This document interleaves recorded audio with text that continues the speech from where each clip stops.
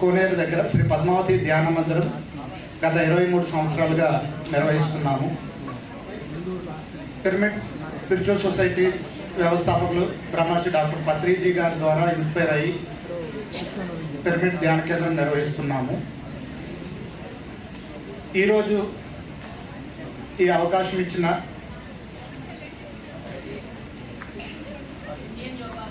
Indian yoga association వారికి ధన్యవాదాలు తెలుపుతూ, ధ్యానం మనకి శారీరక, మానసిక, బుద్ధిపరమైన, ఆత్మపరమైన పురోగతిని ఇస్తుందనడంలో ఎంతమాత్రం సందేహం లేదు. ఈ వ్యవస్థలో మనము ప్రజలకి ఎంత సింప్లిఫైడ్గా ఆచరించదగ్గ విషయంగా మనం ధ్యాన పద్ధతిని కనుక తీసుకువెళ్ళగలిగితే చాలా చక్కగా వాళ్ళకి ఉపయోగపడుతుందనడంలో ఎంత మాత్రం సందేహం లేదు. అందులో భాగంగా నేను ఇప్పుడు ఒక 2 నిమిషాలు మేము టీచ్ చేస్తున్న మెడిటేషన్ మెథడ్ని ఇప్పుడు మీ ద్వారా ప్రాక్టీస్ చేయిస్తాను. సేమ్ అలాగనే కూడా మనము ముందుకు తీసుకెళ్ళచ్చు నిజ జీవితంలో. ధ్యానంలో 2 విషయాలు మనం చెప్పేది ఇక్కడ.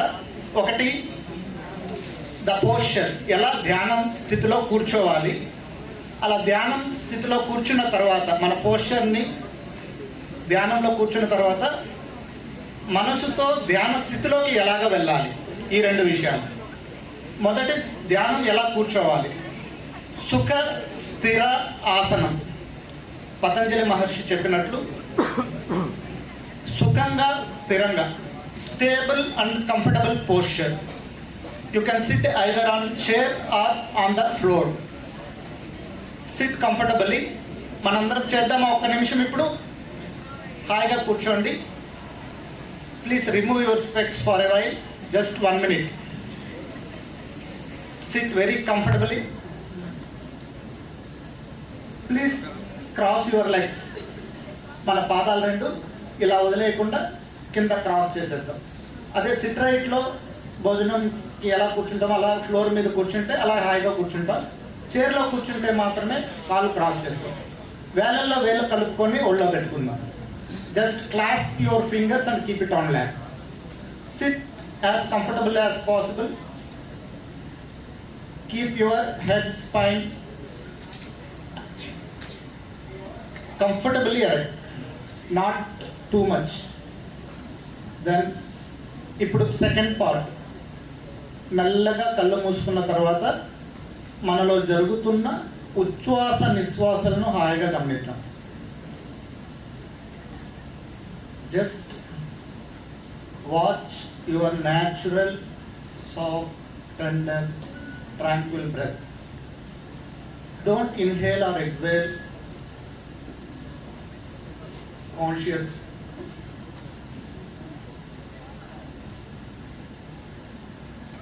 Just watch your simple breath.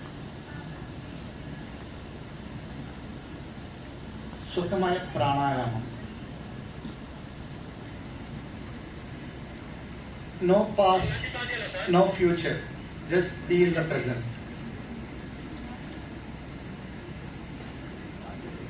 Just be in the present. Observe your natural breath. కాయపు టూపిరిలో గని ఉన్నది యోగీంద్రుడు కన్నారు Annamayya. Just last 30 seconds. Watch your natural breath.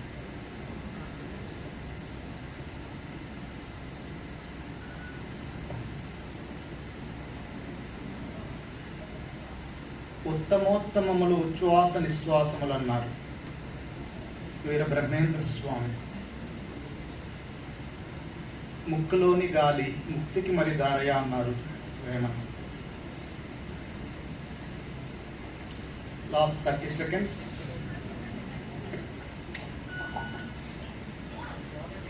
Just be with the breath.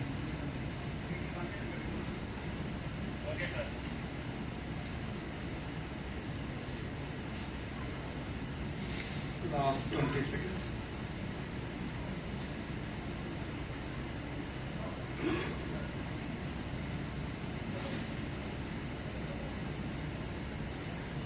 Very good. Last 5 seconds.